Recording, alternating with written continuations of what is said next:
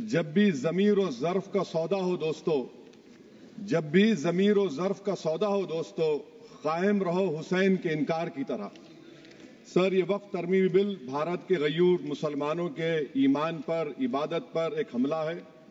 नरेंद्र मोदी की हुकूमत ने इस मुल्क की सबसे बड़ी अक़लियत के खिलाफ एक ऐलान जंग कर दिया और ये जंग ना सिर्फ मेरे जिस्म पर है, बल्कि मेरी आज़ादी पर, मेरी समाजी और माशी मार्जिनलाइजेशन पर है, मेरी शहरियत पर है, मेरे मदरसे, मस्जिदों, खानखाहों और दरगाहों को निशाना बनाया जा रहा है।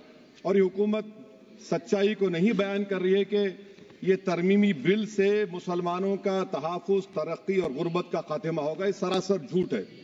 सर, अगर आप आइन के आर्टिकल 14 को देखेंगे तो उसमें लिखा हुआ है इक्वल प्रोटेक्शन। अब आप देख लीजिए सर कि हिंदू, सिख और जैन को और बौद्ध को उनके एंडोमेंट में तहफ़्फ़ुज़ मिलेगा क्योंकि उनका एंडोमेंट बाय यूजर बरकरार है और उनका एडमिनिस्ट्रेशन उनके हाथ में होगा कि गैर हिंदू या गैर उनके मजहब का आदमी दान भी दे सकता है उनके लिए, और एंडोमेंट बोर्ड का तहफ़्फ़ुज़ भी मिलेगा क्योंकि उसके ऊपर ओवरराइडिंग क्लॉज अप्लाई नहीं होगा, लिमिटेशन का कानून उस पर अप्लाई नहीं होगा। उसके बरक्स ऑपोजिट आप देख लीजिए, मुस्लिम वक्फ को वक्फ बाय यूजर निकाल दिया गया। एक मुस्लिम वक्फ की जायदाद पर कब्जा होगा, लिमिटेशन लगेगा तो जो एनक्रोचर है, जो खाबिज है, वो रातों रात मालिक बन जाएगा और एक गैर मुस्लिम वक्फ बोर्ड को एडमिनिस्टर करेगा। ये आर्टिकल 14 के इक्वल प्रोटेक्शन का वायलेशन। अब आर्टिकल 14 में सर इक्वालिटी बिफोर लॉ भी है और उसका कैसा वायलेशन हो रहा है कि कोई आर्बिट्ररी स्टेप नहीं ले सकता और कोई भी ऑफिशियल किसी भी तरीके से गलत आर्बिट्ररी फैसला नहीं लगा। यहां पर आप एक डेजिग्नेटेड ऑफिसर को रखकर वो फैसला लेगा कि ये जायदाद वक्फ की है, गवर्नमेंट की है। क्या ये प्रिंसिपल्स ऑफ नेचुरलिटी के खिलाफ नहीं है जिसका तकर्रुर एग्जीक्यूटिव करती है? ये हमारे theory of separation of powers, Bharat के आइन का बेसिक स्ट्रक्चर का हिस्सा है। क्या इसका वायलेशन नहीं है?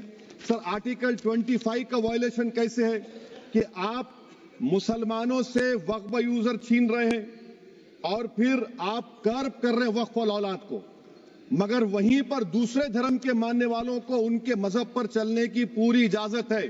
लफ्ज जो आर्टिकल 25 में इस्तेमाल हुआ सर, वो इक्वली एंटाइटल्ड, यहां पर मुसलमानों के इक्वल एंटाइटल्ड नहीं हो रहा। अभी हम गृह मंत्री का, वजीर दाखिला का यहां पर उनका हमने तकरीर सुनी, यहां पर वो ये कहते हैं, वजीर दाखिला, शायद वो कटमुल्ला की जबान ना कह दें, वजीर दाखिला कहने पर वजीर दाखिला ने अपने बयान में कहा कि बोर्ड और काउंसिल जो होगा वो माने वक्फ इस्लाम से अलग है। सर, अगर ये बात सच है आपकी तो फिर आपको ये कानून बनाने की जरूरत ही नहीं है, आप एक नॉन स्टैट्यूटरी बॉडी बना दीजिए।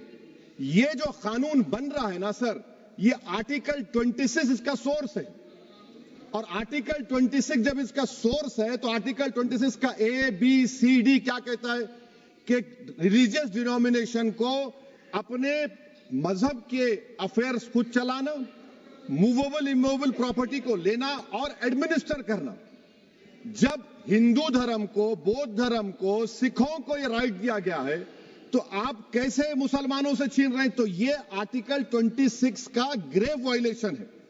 तो सर, अब वक्फ बाय यूजर का मामला देखिए, मिनिस्टर साहब ने कहा कि एंक्रोचमेंट हो रहा है, 17,000 एंक्रोचमेंट हुए हैं। तो यही नरेंद्र मोदी की हुकूमत ने 2014 में उस वक्त के मंत्री ने एक वक्फ properties eviction of unauthorised occupants bill को इंट्रोड्यूस किया। आपने विड्रॉ कर लिया 2024 में उसको। क्यों विड्रॉ किया सर आपने? जब आप मान रहे थे कि एंक्रोचमेंट हो रहा है तो आपने बिल को विड्रॉ कर लिया। अच्छा सर, अब वक्फ बाय यूजर को आपने निकाल दिया, माने कंडीशन क्या लगाए कि अगर उसमें डिस्प्यूट होगा और गवर्नमेंट प्रॉपर्टी होगी। सर, डिस्प्यूट तो है।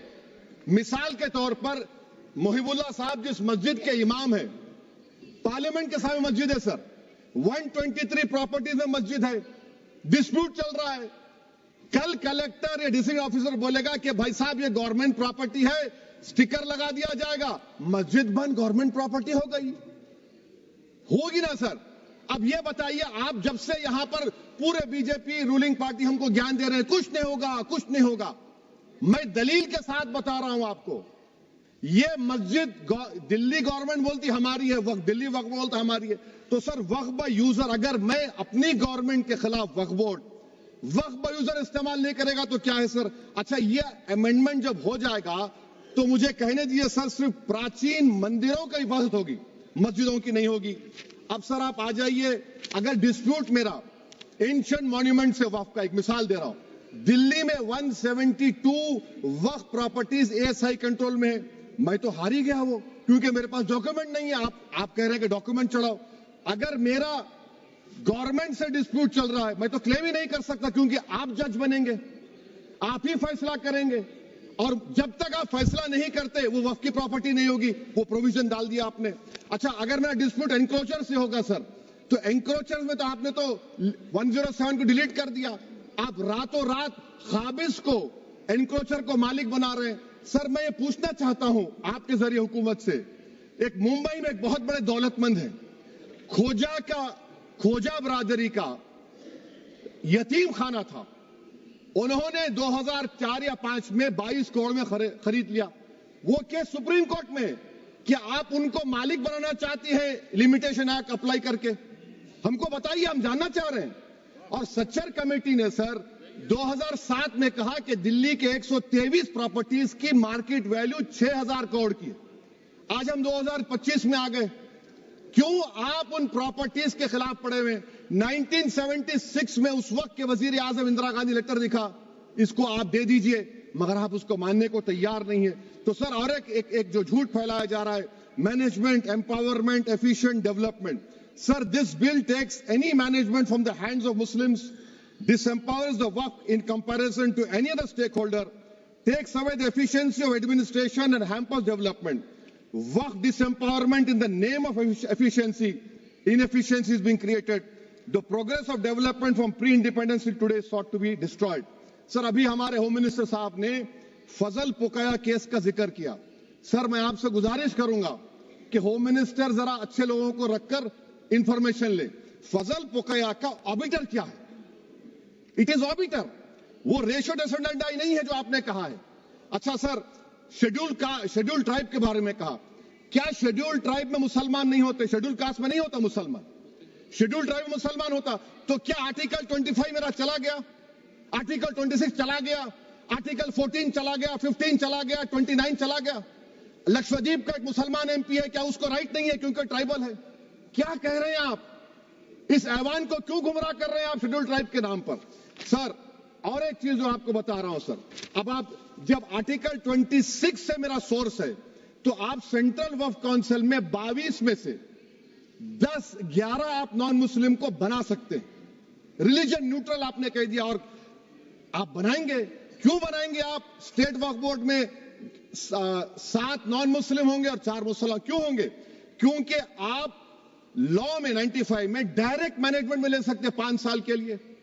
आप वक्फ बाय यूजर को आप कलेक्टर डिस्ट्रिक्ट ऑफिसर बोलेगा ये वक्फ की प्रॉपर्टी नहीं है, तो वो वक्फ बोर्ड खामोश बैठ जाएगा, कुछ एक्शन ही नहीं लगा, क्योंकि वो आपके प्यादे हैं। अच्छा, जब आप नॉमिनेट करेंगे सर मैं मोदी गवर्नमेंट के खिलाफ नो कॉन्फिडेंस ला सकता हूं, मगर वक्फ बोर्ड का चेयरमैन जो नॉमिनेट होगा उसके खिलाफ नो कॉन्फिडेंस नहीं ला सकते, हम बिल्कुल नहीं ला सकते। क्या मजाक है बताइए आप? ये डेमोक्रेसी है। नॉमिनेट भी स्टेट गवर्नमेंट करेगी, वो अगर डिक्टेटर बन जाएगा जैसा आज भारत में हो रहा है, तो वो भी नहीं हटेगा। कम से कम यहां पर तो इलेक्शन है, वहां पर तो आप 5 साल झेलते रहो उसको। अच्छा सर, अब ये जो क्लॉज 11 और क्लॉज 9 आप 16AA से देखिए, where the qualification of the members of the board has been limited only to 3 categories contained in 14(1)(c). Intention is very clear that the majority is to be packed with non-Muslims. So who will defend my interests, sir? If I cannot depend on the state waqf board, central waqf council, which are going to comprise non-Muslims, this in itself is a clear violation of Article 26, 14 and 15, sir. अच्छा sir, CO पहले 95 act में था कि word मुस्लिम, आपने गायब कर दिया उसको। अरे आखिर क्यों इतनी नफरत है आपके लफ्ज मुसलमान से? अच्छा फिर क्या कह रहे हैं आप कि ये भी आर्टिकल 26 का वायलेशन है? सब जितने हिंदू धर्म के प्रॉपर्टीज हैं, सिख धर्म के हैं, बौद्ध के हैं और आपके जैन के, वहां पर उन्हीं के मजहब का ऑफिसर होगा। और कहां पर नहीं होगा? वक्फ बोर्ड में। वक्फ board is a pure religious institution. इसको समझने की जरूरत है। तो आप ये कर दे रहे हैं सर। अच्छा सर, आप देखिए, अब आप आ जाइए ये ट्राइब्यूनल पर।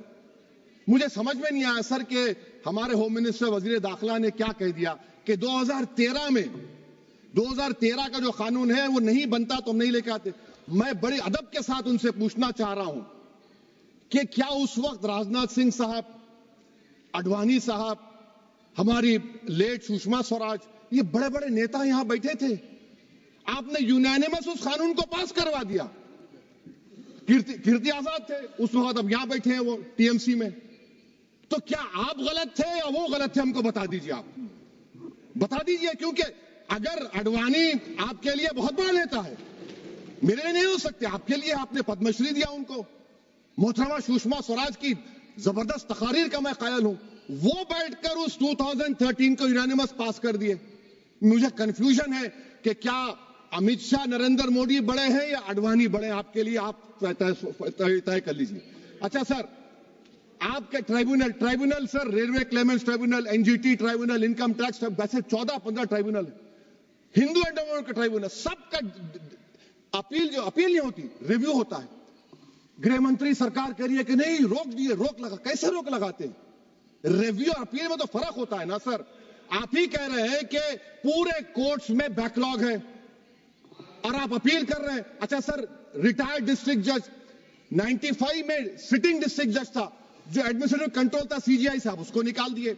अच्छा सर, अब आप अभी हमारे मंत्री साहब ने कहा trust, sir Shri Sai Baba trust 2004, वो ये कहता है जो ऑफिसर उसमें काम करता उसको साई बाबा का डिवोटी होने चाहिए और उसको डिक्लेरेशन लिख के देना पड़ेगा। यहां पर हो रहा तो यहां पर क्यों नहीं हो रहा? अच्छा सर, आप फिर देख लीजिए, ये आपका हो गया सर। हाँ, अब अमित शाह साहब ने सेक्शन 2A के बारे में कहा और उन्होंने इस बात का इकरार कर लिया कि दाऊदी बोहरा के लिए यह बनाया गया है। मगर मैं आपके जरिए से गवर्नमेंट से पूछना चाह रहा हूं, आपने तो उस प्रोवाइजो में दाऊदी बोहरा का नाम ही नहीं लिखा, आपने उनको भी थैंक यू कर दिया, उनका नाम क्यों नहीं लिखा आपने? और सर, और गवर्नमेंट क्या कर रही है?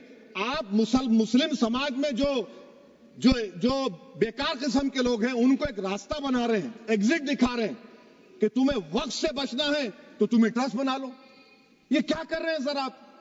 कम से कम उन दाऊदी बोहरा को आप दे देते। अच्छा sir, clause 3V section 36 clause 18 देख लीजिए। Oral Waqf, oral appointment has sought to be discontinued even though it is recognized practice in Islam. Muslim personal law has recognized oral waqf and 1937 Shariat Application Act. Sir, आप clause 39 पर आ जाइए। 5 साल के लिए मुसलमान, मैं किरण रिजिजू से पूछना चाहता हूं, सर दाढ़ी रखे तो मुसलमान प्रैक्टिसिंग है या क्लीन शेव आपकी तरह है? तो बताइए हमको, प्रैक्टिसिंग क्या होगा? अच्छा, किसी को पकड़ के मॉब लिंच कर दिया और बोले कि JSR का नारा लगाया, और वो JSR का नारा लगाया तो क्या मुसलमान रहेगा? नहीं रहेगा। या फिर देश के प्रधानमंत्री ने कहा था कपड़े देखकर पहचानो, तो क्या कपड़े देखकर आप कह देंगे? अच्छा, अगर कोई क्रिश्चियन हिंदू धर्म कबूल करता है तो क्या वो मंदिर को नहीं दे सकता प्रॉपर्टी? फिर भारत के संविधान में आर्टिकल 300 क्यों है सर? राइट टू इक्वालिटी क्यों है? फ्रीडम ऑफ रिलीजन क्यों है?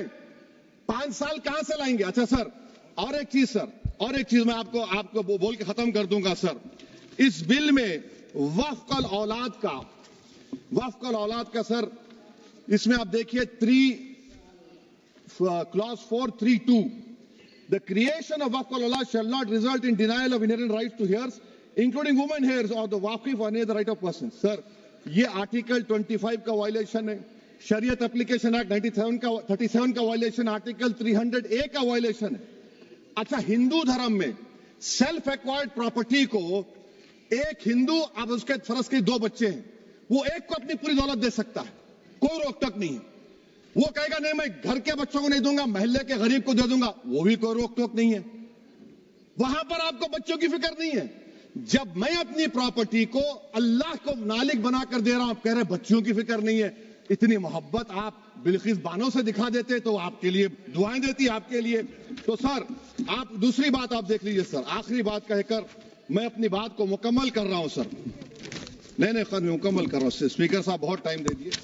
सर आप देखिए, इसमें अमित शाह साहब बोले कि इतनी प्रॉपर्टीज का कब्जा हुआ, चोरी हुई, ये हुआ। सर क्लॉज 2652A सेक्शन, अगर कोई प्रॉपर्टी बेचता है 2 साल की सजा थी, आपने क्या कर दिया, उसको 6 महीने कर दिया। नॉन बेलेबल था, आपने बेलेबल कर दिया। सेक्शन 40 की बात करते हैं। सेक्शन 40 में सर हमको जो ज्वाइंट वर्किंग कमेटी का जो नोट्स दिए, उसमें मिनिस्ट्री ऑफ माइनॉरिटी अफेयर्स ने कहा कि 30 साल में 515 केसेस सेक्शन 40 के और सिर्फ 8 लोग कोर्ट को गए। वक्फ यूजर का कानून तेलंगाना आंध्रा में है, सेक्शन 40 का कानून तमिलनाडु 63 है, आंध्र प्रदेश में 43 है। और सर आप डायरेक्शन दे रहे हैं, अच्छा क्लॉज 4218B देखिए सर, आप रूल बना रहे हैं, कोऑपरेटिव फेडरलिज्म के खिलाफ है, इतना रूल बना रहे हैं। और आखिर में सर मैं आपको बताना चाह रहा हूं स्पीकर साहब, ये बिल का मकसद सिर्फ मुसलमानों को जलील और रुस्वा करना है, मुसलमानों को दूसरे दर्जे का शहरी बनाने का इनका मकसद है। सर अगर आप हिस्ट्री को पढ़ेंगे तो महात्मा गांधी उस वक्त के व्हाइट अफ्रीका में सफेद फार्म अफ्रीका के कानून को महात्मा गांधी ने कहा था कि ये मेरा कॉन्शियंस इसको मानता नहीं, मैं इस कानून को कबूल नहीं करता हूं। तो महात्मा गांधी ने क्या किया, उन्होंने उस कानून को फाड़ दिया। तो मैं गांधी की तरह इस कानून को फाड़ता हूं। ये अनकॉन्स्टिट्यूशनल है सर। इस देश में झगड़े पैदा करने का काम बीजेपी करना चाहती है मस्जिद और मंदिर के नाम पर, इसीलिए मैं इसका कंडेम करता हूं। और मैं आपसे गुजारिश करता हूं कि मैंने अपने 10 अमेंडमेंट दी हैं, आप इसको कबूल करिए सर, मुझे बोलने का मौका दीजिए और उस पर डिवीजन का मैं डिमांड भी करूंगा। Thank you sir.